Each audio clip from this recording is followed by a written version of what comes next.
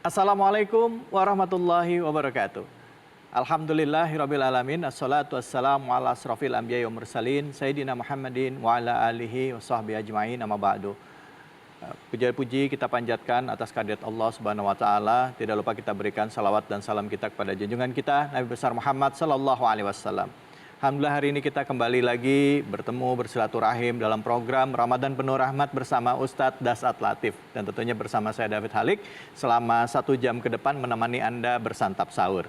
Dan kali ini, khususnya episode ini ke depan, kita akan menikmati suasana yang berbeda. Di dalam rangka membatasi sosial interaktif untuk social distancing, maka sejak saat ini hingga ke depannya kami akan bersiaran secara terpisah. Saya di Jakarta, di studio 3 Metro TV, dan Ustadz Dasat Latif di Makassar. Nah, tema yang akan kita bahas juga tentunya dekat dengan keseharian. Tapi sebelumnya izinkan saya dulu untuk menyapa Ustadz Dasat Latif sambil kita membicarakan tema kita pada kesempatan pagi hari ini. Assalamualaikum warahmatullahi wabarakatuh, Ustadz. Waalaikumsalam warahmatullahi wabarakatuh. Bagaimana Ki kabar? Sehat Ji? Alhamdulillah sehat walafiat. Ini yang disebut jauh di mata, dekat di hati. Iya.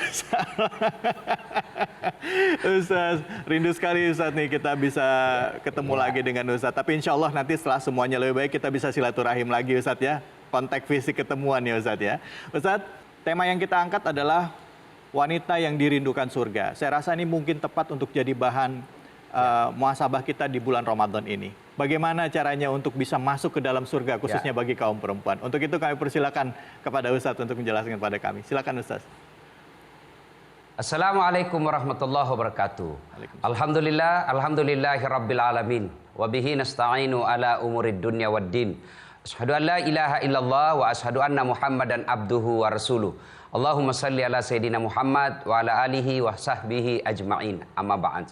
Ibu bapak, saudara-saudara sekalian, pemirsa yang insya Allah dimuliakan dan dirahmati oleh Allah Subhanahu wa Ta'ala.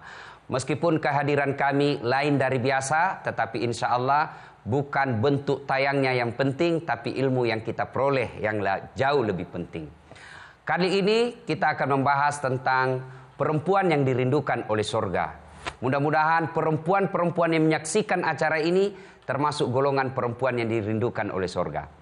Saya mengawali dengan menyampaikan sebuah kisah yang dialami oleh Rasulullah SAW. Suatu ketika datanglah sekelompok perempuan menghadap kepada Nabi ingin menyampaikan aspirasinya.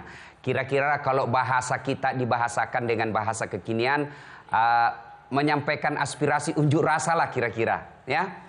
Lalu majulah sekelompok perempuan ini menghadap Nabi, satu di antara mereka menjadi juru bicara. Ya. Lalu berkata kepada Rasul, "Ya Rasulullah, katanya Islam ini adil. Katanya Islam tidak membeda-bedakan antara wanita dengan lelaki."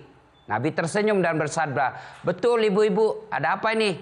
"Ya Rasulullah, setelah kami pikir-pikir, sepertinya lelaki lebih banyak pahalanya dari kami perempuan." "Loh, kok kamu berkata begitu?" "Bagaimana tidak ya Rasul? Laki-laki dianjurkan ke masjid berjamaah, kami tinggal di rumah. Laki-laki dianjurkan jihad medan perang, dapat hadiah jihad, kami ngurus anak di rumah. Ini setelah kami pikir-pikir memang lebih banyak pahala laki." Nabi tersenyum dan bersabda, "Ibu-ibu, betul yang ibu sampaikan. Tapi mau ndak saya tunjukkan sebuah amalan, perilaku, perbuatan yang apabila ibu melakukannya, maka ibu akan dirindukan oleh surga." Mendengar ini ibu-ibu pasti tersenyum. "Mau sekali ya Rasul." Nah, inilah yang kita akan bahas. Lalu Nabi menjelaskan, kalau kalian mau dirindukan oleh surga, dengarkan baik-baik. Pemirsa, yang pertama kata Nabi, aqimis shalah, dirikan sholat. Loh, kenapa kok Nabi menghususkan perempuan ini tentang sholat? Ternyata saya telah pelajari, kemudian lihat fakta di lapangan, memang perempuan paling gampang melalaikan sholatnya pada kondisi-kondisi tertentu. Saya ulangi, perempuan banyak melalaikan sholatnya pada kondisi-kondisi tertentu. Kondisi apa itu? 1, selesai haid. 5 hari haid dapat gratis, tidak sholat. Tambah bonus 2 hari. Dia bilang suaminya, "Bu, kenapa kau belum sholat?" Biasanya cuma 5 hari kau tidak sholat. Ini sudah 7 hari kau belum sholat. Apa dia bilang istrinya? Orang belum bersih. Masih ada ini sedikit-sedikit. Dia bilang suaminya, bohong kok. Ini beleng-beleng. Siapa ibu tipu? Allah Maha tahu. Allah pasti tahu. Ya, ini kondisi pertama. Kondisi kedua, perempuan banyak tidak sholat. Kalau ada acara-acara pesta. Pesta pengantin. Ya, gara-gara apa? Make up. Nah, begitu tiba waktu sholat, hayya 'alas sholat. Suaminya berkata, ibu, kau pergi sholat. Kau sudah umroh ini, habis duit puluhan juta.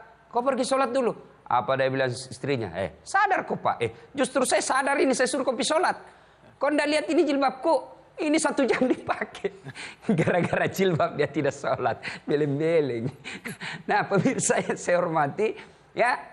Boleh berdandan, boleh. Islam tidak melarang berdandan. Apalagi kalau mau menyenangkan hati suami. Apalagi kalau ibu dandan supaya suami bangga di samping ibu, boleh, itu ibadah.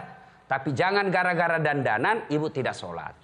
Ya, nah keadaan apa lagi perempuan banyak tidak sholat?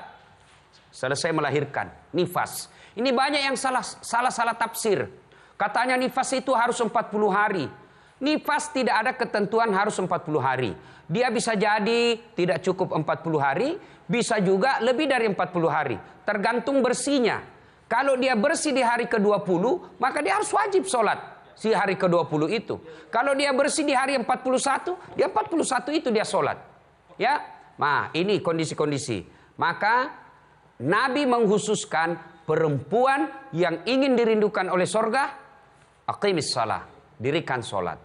Pemirsa yang saya hormati, mudah-mudahan pengkaderan kita selama Ramadan ini 1 bulan penuh kita pelihara sholat dengan sebaik-baiknya. Ibu-ibu sholat dengan keluarga di rumah karena kita untuk sementara waktu kita tidak ke masjid, maka berjamaah di rumah awal waktu. Mudah-mudahan Ramadan ini keluar Ramadan ibu-ibu tetap memelihara sholat dengan sebaik-baiknya. Ini yang golongan pertama. Baik. Golongan kedua yang akan syarat kalau mau dirindukan oleh surga adalah mereka berpuasa Ramadan. Wasyamu Ramadan. Berpuasa di bulan suci Ramadan. Alhamdulillah, saya yakin semua puasa ini, penonton yang melihat saya ini. Alhamdulillah. Cuma kadangkala ada kelemahan-kelemahan perempuan, ya. Ramadan karena dia haid, lalu dia tidak puasa. Sayangnya, setelah Ramadan dia tidak ganti puasanya. Ini yang jadi masalah. Ya, kita sangka baik sajalah. Ibu-ibu tetap ganti puasa. Nah, sebenarnya sangat gampang untuk mengganti puasa kita, ibu. Bagaimana caranya? Selesai Ramadan kan 1 bulan kita latihan berarti sudah kuat. Nah, istirahat sejenak 2-3 hari karena Syawal itu banyak pesta, banyak kue, banyak undangan ya. Nah, selesai itu kira-kira di hari keempat ibu mulai puasa supaya dapat pahala ganda. Ibu niatkan pahala ganti, puasa ganti, insya Allah ikut pahala Syawalnya. Ibu misalnya lepas 6. Pas-pas betul ini 6 hari di bulan Syawal. Maka begitu ganti puasa Ramadannya, niatkan pahala ganti, niatkan ganti puasa, insya Allah ikut pahala Syawalnya. Saya ulang, niatnya ganti puasa. Kalau ibu niat pahala Syawal, maka tetap ganti puasa. Jadi menjadi 12 puasanya. Ya, Syawalnya 6 hari, ganti puasanya 6 hari. Bagaimana berikutnya? Yang kedua dan ketiga, perempuan dirindukan surga. Kita lanjutkan setelah pesan-pesan berikut ini. Baik, terima kasih banyak Ustadz. Kita akan lanjutkan lagi. Tetaplah di Ramadan Penuh Rahmat bersama Ustadz Dasat Latif. Kalau mau dirindukan oleh surga, ingat ibu, mau dirindukan oleh surga, maka tingkatkan kualitas puasa. Puasa dalam arti menahan diri dari hal-hal yang tidak ada faedah.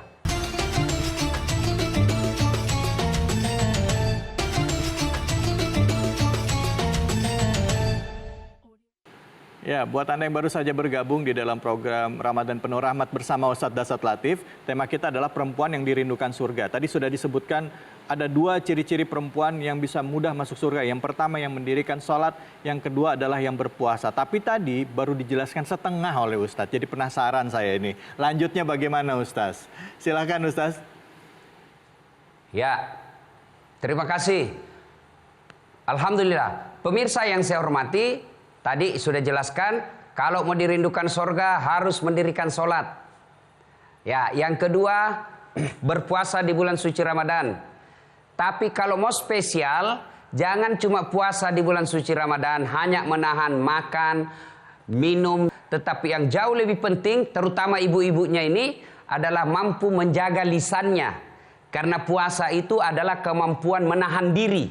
Ya, definisi makna dari puasa itu kemampuan menahan diri. Jadi kalau pemirsa mau kualitas puasanya lebih baik dan dirindukan oleh sorga, bukan cuma menahan dari makan dan minum setelah Ramadan ini karena kita sudah boleh makan, tapi yang lebih penting dari itu adalah kemampuan menahan mulut dari gosip. Karena penyakit perempuan ini gampang sekali menggibah. Kadangkala ada yang mengatakan ini benar, ya justru benarnya namanya gibah. Kalau salah namanya fitnah. Dan ini sekarang menggibahnya perempuan lebih canggih dan lebih gampang. Kalau dulu mau bergibah kan harus face to face ketemu. Tapi sekarang satu di Jakarta, satu di Makassar, satu di Saudi. Mereka gosip dalam mana? Grup WhatsApp-nya. Nah, kalau mau dirindukan oleh sorga, ingat ibu, mau dirindukan oleh sorga, maka tingkatkan kualitas puasa. Puasa dalam arti menahan diri dari hal-hal yang tidak ada faedah. Nah, yang ketiga, kalau mau dirindukan oleh sorga, kata Nabi, mereka menjaga harga dirinya. Ini yang agak berat ini, menjaga harga diri. Bagaimana cara menjaga diri, Ustaz? Harga diri seorang perempuan, satu, keluar dengan menutup aurat. Ini yang paling konkret. Kalau mau keluar rumah, wanita yang dirindukan surga itu, dia jaga harga dirinya. Dengan cara apa? Dia berpakaian yang islami. Bagaimana pakaian menurut Quran? Satu, menutup aurat. Mana aurat perempuan? Seluruh anggota tubuh, kecuali wajah. Nah, berarti selain dari itu, berdosa kalau kelihatan. Nah, sekarang ada jilbab-jilbab modern. Ya, jilbab-jilbab modern yang saya maksud itu pakai lengan panjang, tertutup semua, tapi tipis. Akhirnya apa? Transparan dan masih kelihatan kulitnya. Ini tidak memenuhi syarat. Ada lagi yang model apa? Tebal. Tebal memang, tapi warna kulit. Dan warna kulit ini kainnya lalu ketat. Sehingga masih sama halnya dia mempertontonkan kulitnya. Tidak ada beda. Maka wanita yang mau dirindukan surga, pakaiannya satu, menutup aurat. Dua, tidak mempertontonkan lekuk-lekuk tubuh. Karena ada juga orang pakai jilbab, sempit betul. Biasa cari susah. Nah, saya juga pernah tanya dokter ahli kandungan. Sekarang banyak anak-anak gadis kita konsultasi ke dokter-dokter, mohon maaf saya lupa, ahli kandungan atau spesialis kelamin. Mohon maaf ya. Mereka bertanya, kenapa sekarang perempuan-perempuan kita, anak-anak gadis kita banyak keputihan? Salah satu sebabnya menurut ahli ini karena memakai celana ketat sehingga menimbulkan keputihan di antara perempuan. Dan ternyata keputihan ini kalau tidak diobati dan dibiarkan berlarut-larut bisa memicu terjadinya kanker mulut rahim. Dan kalau perempuan sudah kena kanker mulut rahim, na'udzubillah min zalik, kita berlindung kepada Allah. Itulah sebabnya Islam menjaga ini, sehingga Islam mewajibkan berpakaianmu jangan yang sempit-sempit. Begitu juga laki-laki. Inilah Islam melarang kita berpakaian yang sempit-sempit. Ya. Jadi syaratnya pakaian yang ketiga yang saya ulang tadi, menutup aurat. Dua, tidak mempertontonkan lekuk-lekuk tubuh. Yang ketiga adalah pantas. Kalau saya ustadz, pantas tidak saya pakaian yang ketat-ketat. Kalau saya ketua majelis ulama, saya pengurus majelis ulama, pantas tidak saya berpakaian celana pendek. Kalau saya pejabat, pantas tidak saya keluar dengan tidak rapi. Tanya kepantasannya. Nah, makanya di rumah itu Bapak Ibu, terutama ibu-ibu, sebaiknya ada cermin di dekat pintu keluar. Untuk apa Ustadz? Nah, kita harus bercermin dulu sebelum keluar. Lihat dari depan, lihat dari samping. Karena kadangkala penampilan kita dari depan cakep, dari depan bagus, begitu kita dari samping, seperti bebek. Nah, ini penting. Makanya perlu ada cermin supaya kita tahu. Ya, saya kalau mau pergi dakwah, itu saya lihat dulu. Ini pantas tidak saya pakai seperti ini? Rasa-rasanya tidak pantas. Ingat, agama menganjurkan kita. Jangan gara-gara kelakuanmu, jangan gara-gara perbuatanmu orang membuat dosa. Apa maksudnya? Kalau ustadz, saya berpakaian tidak selayaknya sebagai pendakwah. Saya keluar, maka orang akan mencibir saya. Masa Ustadz begitu pakaiannya? Ini berarti saya yang memancing orang untuk berdosa. Dan itu agama melarang. Jangan gara-gara kelakuan kita orang lain menjadi berdosa. Dan yang keempat, syarat pakaian indah. Alhamdulillah, agama tidak melupakan keindahan dalam berpakaian. Tetapi syaratnya dia berada pada urutan keempat. Sayang seribu sayang, kita sekarang terutama perempuan-perempuan akhir zaman berpakaiannya indah nomor 1, menutup aurat nomor 19. Maka mari kita kerjasama. Kami laki-laki berusaha untuk jaga mata. Tolong Anda akhwat, kalau mau dirindukan oleh surga, menjaga harga diri, dan aplikasi dari cara menjaga harga diri itu berpakaian yang menutup aurat, tidak mempertontonkan lekuk-lekuk tubuh, kemudian pantas dan indah. Syarat yang keempat kita lanjutkan setelah pesan-pesan berikut ini. Baik, terima kasih banyak Ustadz. Kita akan lanjutkan lagi, jadi penasaran yang keempat ini apa, dan kami juga nanti akan memberikan kesempatan kepada netizen untuk bertanya nih. Silakan Anda bisa kirimkan pertanyaannya ya ke Instagram dari Metro TV, dan insya Allah kami menjawabnya. Terima kasih, kita akan lanjut lagi, tetaplah di Ramadan Penuh Rahmat bersama Ustadz Dasat Latif. Yang kedua, bahwa istri itu tidak boleh keluar rumah tanpa izin suami. Ini yang banyak dilanggar sekarang istri-istri modern. Pergi suaminya cari nafkah, pergi suaminya cari untuk pembeli emas buat istri. Baru 1 jam dia telepon teman kuliahnya, wih, kau cepat-cepat datang, kau sudah ke rumahku, suamiku sudah pergi.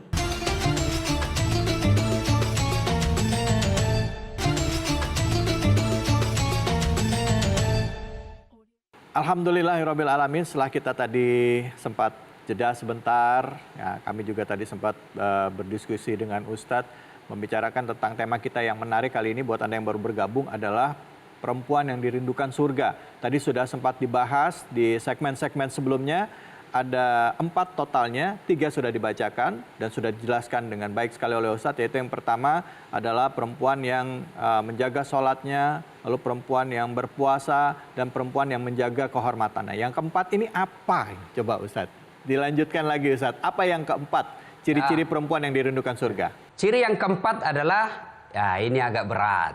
Apa itu? Mematuhi perintah suami. Wanita yang baik sholatnya, kemudian rajin puasa, menjaga harga dirinya, tapi durhaka kepada suaminya, kata Nabi, jangankan masuk surga, baunya surga dia tidak akan dapati. Karenanya perempuan yang ingin dirindukan surga, maka dia harus taat terhadap perintah suami.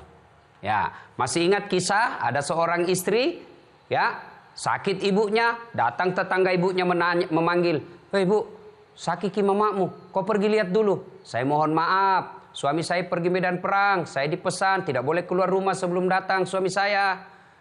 Sakaratil maut datang lagi. Kau datanglah, sudah sakaratil maut mamamu, kau pergi lihat. Saya mohon maaf, suami saya belum pulang." Akhirnya wafat ibunya. Mau dimakamkan, datang lagi. Sakit, sakaratil maut, sekarang sudah wafat ibumu, kau datanglah, kasihan lihat itu sebelum dimakamkan. Mohon maaf, suami saya belum pulang. Marah ini sang utusan, dia pergi melapor kepada Nabi. Ya Rasulullah, tetangga saya keterlaluan ini istri. Bayangkan dari sakit, sakaratil maut, sampai wafat ibunya. 3 kali saya datang menjemputnya untuk datang melihat ibunya. Dia tidak datang. Kata Nabi, waduh keterlaluan juga itu anak. Kenapa dia bisa begitu?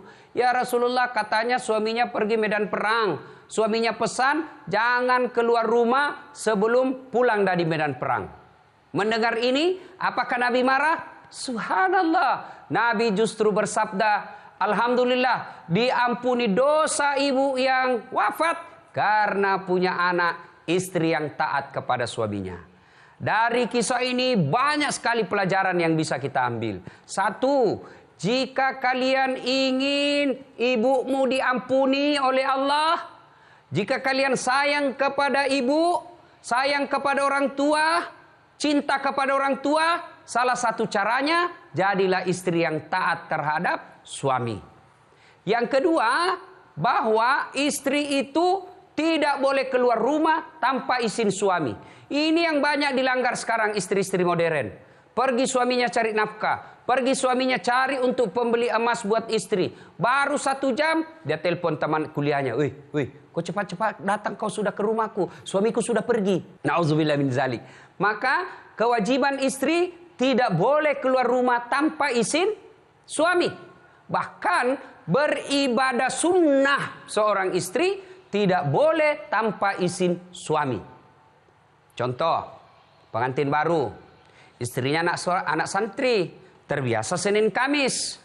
Kebetulan suaminya ngambil cuti di hari Kamis. Datanglah, ya namanya pengantin baru.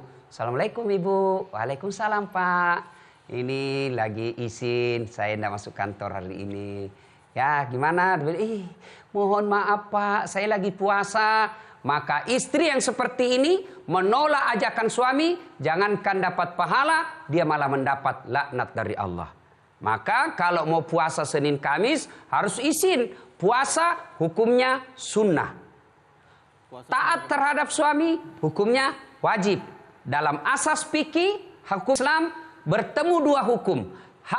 Sunnah dengan wajib, gugur sunnahnya, wajibnya yang harus dilaksanakan.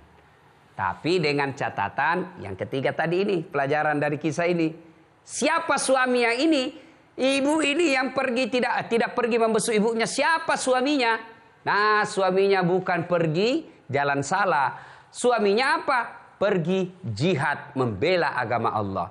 Artinya suami yang baik, saya ulang, suami yang baik, suami yang saleh wajib ditaati oleh istri. Tapi kalau suami penipu, suami koruptor, dia bilang suaminya, jangan kau keluar rumah, awas kalau kau keluar rumah. Pergi suaminya. Ternyata dia pergi mana? Dia larang suaminya, istrinya keluar. Jangan keluar-keluar. Ternyata apa? Suaminya pergi berselingkuh. Suaminya pergi ke panti pijat. Suaminya pergi maksiat. Nah, suami seperti ini tentu tidak layak menjadi teladan buat seorang istri. Tetapi tetap istri dianjurkan bertutur kata yang baik kepada suami. Makanya Bapak Ibu Saudara-saudara sekalian, ridha seorang istri itu ada pada ridha suaminya. Contoh sederhana. Sebenarnya fungsi utama seorang suami bagi istrinya bukan cari nafkah, bukan jadi imam. Tapi fungsi utama seorang suami bagi istrinya adalah ridha untuk masuk surga. Nah, contoh begini, ada seorang ibu, dia pergilah beli kulkas 2 pintu besar, mahal. Sampai di rumahnya, kulkasnya dia pakaikan, jadikan lemari pakaian. Maka dia akan kecewa. Apa ini? Lemari apa ini? Tidak ada gantungannya, sedikit saja muatannya. Rugi saya beli mahal-mahal. Kulkasnya salah. Tidak. Apa yang salah? Fungsinya. Dia ini ibu mau menyimpan pakaian, tapi dia beli lemari es. Nah, istri tujuan utama, suami tujuan utama bukan cari nafkah, tapi ridha. Kalau ibu mengejar ridhanya suami, insya Allah ibu gampang masuk surga. Ustadz, suamiku judi, itu enaknya jadi istri. Ibu tidak menanggung dosanya suami. Ustadz, suamiku pesina. Ibu tidak usah cemas. Kenapa? Sinanya suami, bukan ibu yang tanggung. Dia sendiri yang nanggung. Ustadz, suamiku tidak sholat. Itulah nikmatnya jadi perempuan muslim. Kenapa? Sebab dosanya suami ditanggung suami. Tidak ibu tanggung. Beda kami laki-laki. Meskipun suaminya penghafal Quran, meskipun suaminya ulama, tapi istrinya tidak pakai jilbab, istrinya tidak sholat, istrinya tidak puasa, istrinya suka keluyuran. Ku ampusakum wa ahlikum nara. Ini nanti suami sebelum masuk neraka istrinya, suaminya dulu yang bertanggung jawab. Itulah nikmatnya menjadi perempuan Islam. Dan ibu perlu tahu, nih dengar nih pemirsa yang ibu-ibu nih, jangan marah ya, jangan marah. Dengar, ini harus saya sampaikan supaya bisa ada perbaikan. Nikmat jadi perempuan Islam di akhirat kelak, sebelum perempuan ini diperiksa, sebelum perempuan ini diselidiki amal-amal dan kejelekan-kejelekannya, maka ada 4 orang yang harus bertanggung jawab terhadap perempuan ini. Siapa? 1, bapaknya. 2, suaminya. 3, saudara laki-lakinya. 4, anak lelakinya. Itu hebatnya perempuan Islam. Dilindungi. Jadi kalau ada dia tidak pakai jilbab, ditanya dulu suaminya, kenapa itu istrimu tidak pakai jilbab? Kenapa itu anakmu tidak pakai jilbab? Kenapa itu saudara perempuanmu tidak pakai jilbab? Kenapa mamamu tidak pakai jilbab? Itu tanggung jawab seorang lelaki dalam Islam. Maka perempuan sungguh nikmat menjadi wanita Islam karena ada beberapa orang yang bertanggung nanti di akhirat. Ustadz, suamiku sih jahat Ustadz. Nah, camkan dalam hati. Saya tidak mencari muka sama suami. Saya tidak mencari kelakuan baik sama suami saya. Tapi saya mencari ridha Allah. Gimana supaya Allah ridha sama saya? Haruslah saya cari ridhanya suamiku. Suami berdosa, urusannya dengan Allah Subhanahu wa ta'ala. Maka wanita yang mendirikan sholat, kemudian dia menjaga harga dirinya, lalu dia tahan dirinya dari hal-hal yang tidak ada faedah dengan cara berpuasa. Dan yang keempat, dia mematuhi perintah suaminya, tadkhulul jannati bisalam. Silahkan masuk surga dari pintu surga mana yang ibu mau. Subhanallah. Beda kami laki-laki. Banyak persyaratannya. Maka ibu jangan suka marah-marah sama suami. Supaya ibu lebih gampang masuk surga di akhirat kelak. Nah demikian, ini 4 persyaratannya. Ramadan ini ternyata baru 2 yang selalu kita amalkan. Hanya sholat dengan puasa. Ayo sebelum ajal menjemput, lengkapi segera berkas yang keduanya. Ya, lengkapi segera kekurangan-kekurangannya sebelum ajal menjemput. Karena selama masih ada waktu dan kesempatan, Allah akan memberikan ampunan dan Allah akan memberikan hidayah selama hidayah itu kita jemput. Baik, Ustaz. Terima kasih banyak, Ustaz. Ustaz, ini ada pertanyaan dari netizen, Ustaz. Ya, Assalamualaikum warahmatullahi wabarakatuh. Apa kabar Pak Ustadz? Izin bertanya, saya pernah membaca satu hadis bahwa salah satu hal yang membawa wanita ke surga adalah mentaati suami. Lantas sejauh mana ketaatan seorang istri pada suami? Saya mau berhijab tapi suami saya melarang saya. Nah Ustadz, tapi dijawab pertanyaannya nanti ya Ustadz ya. Kita akan kembali sesaat lagi setelah yang berikut ini. Tetaplah di Ramadan Penuh Rahmat bersama Ustadz Dasat Latif. Islam telah mengangkat harkat dan martabat perempuan.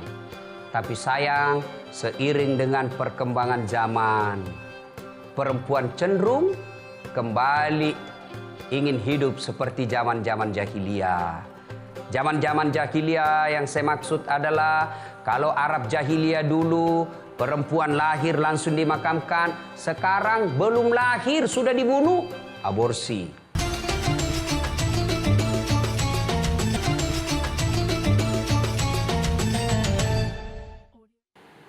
Ya, di segmen 3 tadi buat Anda yang baru bergabung ada sebuah pertanyaan dari netizen ya. Pertanyaannya baik sekali.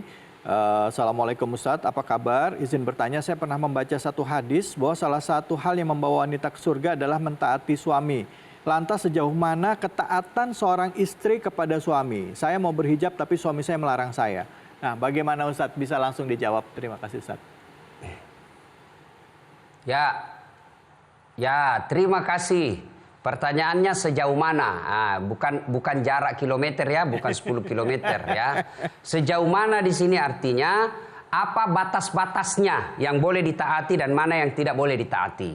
Nah, batasnya adalah selama perintah suami tersebut tidak bertentangan dengan ajaran agama, maka selama itu ibu wajib mengikuti perintah itu. Sebaliknya, apabila perintah suami sudah melanggar perintah agama, dalam arti melanggar syariah, hukum-hukum agama, maka ketaatan itu gugur dengan sendirinya. Nah, contoh, ini tadi, kasihan ini Bu. Ibu sudah mendapat hidayah, suaminya belum dapat hidayah. Ingat, setan itu, ya iblis itu 2 sifatnya. Ya, apa sifatnya? 1 sesat, 2 menyesatkan. Kalau bapak saja dia tidak sholat, dia hanya sesat. Tapi kalau lalu dia larang istrinya lalu dia larang istrinya pakai jilbab, dia larang istrinya pergi pengajian-pengajian yang faedahnya bagus, maka dia bukan cuma menjadi sesat, tapi dia juga telah menyesatkan. Sesungguhnya dia menjadi iblis dalam bentuk manusia. Jadi poinnya adalah ketaatan kepada suami selama perintah tersebut tidak berkhianat kepada ajaran agama. Oh begitu, baik baik Ustaz. Ustaz, ini ada pertanyaan dari video kiriman Ustaz. Kita saksikan sama-sama videonya berikut ini. Assalamualaikum Ustadz Das'ad, saya Ibu Ilham. Saya ingin bertanya Ustadz, bagaimanakah keadaan seorang wanita ketika ia berada di surga atau menjadi penghuni surga? Dan apa saja sih kenikmatan yang diperoleh oleh wanita penghuni surga? Terima kasih Ustadz. Wassalamualaikum warahmatullahi wabarakatuh. Ya Ustaz, itu tadi pertanyaannya. Bagaimana keadaan seorang perempuan ketika ia berada atau menjadi penghuni surga? Apa saja kenikmatan yang diperoleh oleh penghuni surga, Ustaz? Kenikmatan yang diperoleh seorang istri tidak ada beda kenikmatan yang diperoleh oleh seorang suami apabila sudah dalam surga. Kenikmatan apa-apa yang ada di dalam surga itu, apa yang dinikmati oleh lelaki, suami juga seperti yang dinikmati oleh istri. Dan ingat, surga itu tidak bisa dibayangkan nikmatnya seperti di dunia. Pun kalau ada kata-kata yang menggambarkan seperti ada di dunia, itu hanya memberikan gambaran agar kita bisa berilustrasi. Misal, ya, Al-Quran menjelaskan surga itu mengalir sungai-sungai yang ada susu atau madu, susu. Jangan membayangkan susu seperti yang ada di dunia, sebab benda-benda yang ada di dunia ini tidak sama dengan apa yang ada di surga. Jauh lebih baik. Ya, maka kenikmatan-kenikmatan pun kalau diilustrasikan gunung-gunung, burung-burung, ya, itu hanya ilustrasi yang Allah berikan supaya menjadi bayangan buat kita, oh seperti ini. Tapi kenikmatannya jauh lebih baik, jauh lebih bahagia, jauh lebih besar daripada apa yang ada di dunia. Ya. Ya, baik Ustaz. Kasih. Baik, terima kasih banyak Ustaz. Jadi kenikmatan yang diterima itu sama antara perempuan dengan laki-laki begitu masuk ke dalam surganya Allah. Ya, mudah-mudahan bisa terjawab ya pertanyaannya tadi. Ustaz, untuk di segmen akhir ini, kira-kira apa yang bisa kita ambil kesimpulan dari tema kita hari ini, Ustaz? Ya, pemirsa yang saya hormati. Salah satu misi hadirnya Al-Quran adalah mengangkat harkat dan martabat wanita. Di mana kita pelajari sejarah sebelum Islam hadir, wanita di tanah Arab waktu itu, tanah Arab waktu itu, kafir-kafir jahiliyah, wanita dianggap aib. Bahkan wanita kalau dia melahirkan dan itu perempuan, biasanya langsung dikubur hidup-hidup. Wanita pada saat itu bahkan bisa dijadikan alat transaksi perjudian. Kita judi ya, kalau kau kalah, saya pakai istrimu 1 hari. Begitu pada zaman itu. Ya, wanita pada saat itu tidak ada nilainya sama sekali. Alhamdulillah, hadir Islam, mengangkat harkat dan martabat perempuan, memuliakan perempuan. Dengan cara apa? Bukti-bukti Islam memuliakan perempuan. Al-Quran ada nama surah khusus An-Nisa. Nabi memuliakan perempuan, di mana Nabi bersabda, wanita adalah tiang negara. Hancur wanita, hancur negara. Tegak wanita, tegak negara. Begitu sangat dimuliakan perempuan ini. Kemudian perempuan Islam sangat dimuliakan. Dengan cara apa? Kalian kalau pergi jalan, jangan jalan sendiri. Harus ada mahrammu yang melindungimu. Perempuan Islam tidak boleh disentuh. Haram hukumnya menyentuh perempuan. Itu begitu dimuliakan. Kemudian bagaimana Islam memelihara perempuan? Tidak boleh dilihat auratnya kalau dia bukan suaminya. Begitu dimuliakannya seorang perempuan. Sangat dimuliakan ini perempuan dalam Islam. Islam pun sangat memuliakan perempuan ketika Nabi bersabda, Al-jannatu tahta aqdamil ummahat, surga itu berada di bawah telapak kaki ibu. Islam telah mengangkat harkat dan martabat perempuan. Tapi sayang, seiring dengan perkembangan zaman, perempuan cenderung kembali ingin hidup seperti zaman-zaman jahiliyah.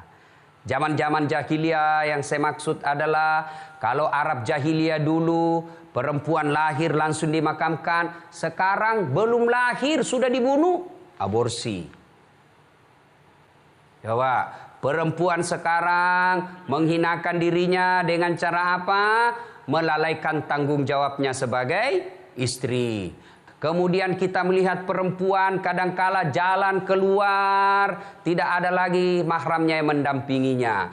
Kemudian perempuan kadangkala dihinakan dengan budaya-budaya pacaran, pergi jalan sama cowoknya. Ini semua adalah praktek-praktek perempuan menghinakan dirinya sendiri.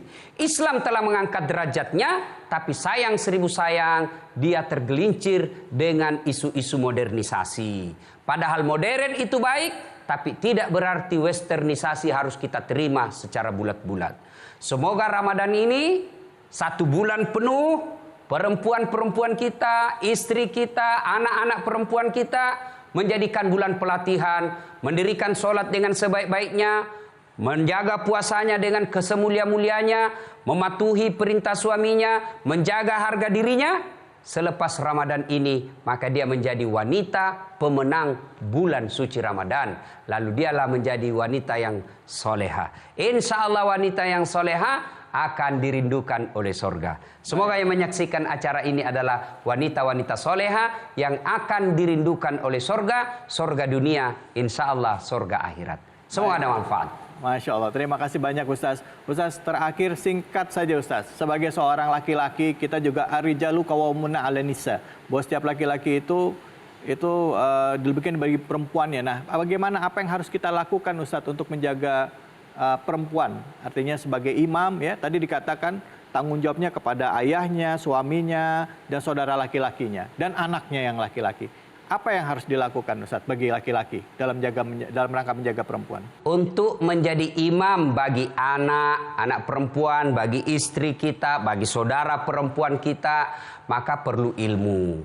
Karenanya harus tahu dulu ilmunya. Bagaimana menjadi bapak, bagaimana menjadi kakak, bagaimana menjadi saudara. Harus tahu ilmunya dulu. Karena bagaimana mau menjalankan sesuatu ajaran agama kalau ajaran itu kita tidak tahu. Maka salah satu kepedulian kita, ya terutama Metro TV ini, terhadap kemuliaan seorang perempuan, maka kita angkat tema ini. Mudah-mudahan setelah menyaksikan ini, mengetahuinya, lalu kita bisa menjadi imam yang baik. Bagaimana laki-laki? Bagaimana caranya? Begitu anak kita sudah balik, anak kita sudah mulai balik, perempuan. Kalau dia mau berpakaian, maka ayahnya hadir. Nak, kau harus muliakan dirimu. Jangan kau pakai pakaian seperti ini. Tidak boleh berpakaian seperti ini. Anak kita mulai gadis dan kita tahu dia mulai ada sesuatu cowok yang kenal dia, ada cowok yang dia senangi, maka seorang ayah atau seorang kakak, adik perempuannya mau pergi, maka caranya dia ikuti, dia antar. Jangan dibiarkan pergi begitu dan sebebas-bebasnya. Dan begitu lagi banyak-banyak semua ini bisa kita ketahui, bisa kita amalkan hanya dengan ilmu. Maka syaratnya harus punya ilmu bagaimana menjadi pemimpin yang baik, bagaimana menjadi kakak yang baik, bagaimana menjadi suami yang baik. Tentu kejar dulu ilmunya, setelah itu minta tolong kepada Allah agar ilmu yang kita sampaikan mampu kita dakwakan, dan yang lebih penting mampu kita amalkan dalam lingkup keluarga kita. Alhamdulillah, terima kasih banyak Ustaz, dan terima kasih banyak pemirsa atas kebersamaan Anda pada kesempatan kali ini. Semoga ilmu yang disampaikan oleh Ustaz Dasat Latif tadi bermanfaat bagi kita, ya, bisa jadi bahan untuk introspeksi diri kita dan memperbaiki kita di bulan suci Ramadan ini. Saya David Halik undur diri, dan terima kasih sekali lagi Ustaz Dasat Latif. Setelah ini kita akan menyaksikan tayangan Asmaul Husna bersama Ustadz Yusuf Mansur dan juga Wirda Mansur. Tentunya jadi Metro TV. Wabillahi taufiq wal hidayah. Assalamualaikum warahmatullahi wabarakatuh. Mari Kidi. Metro TV, knowledge to elevate.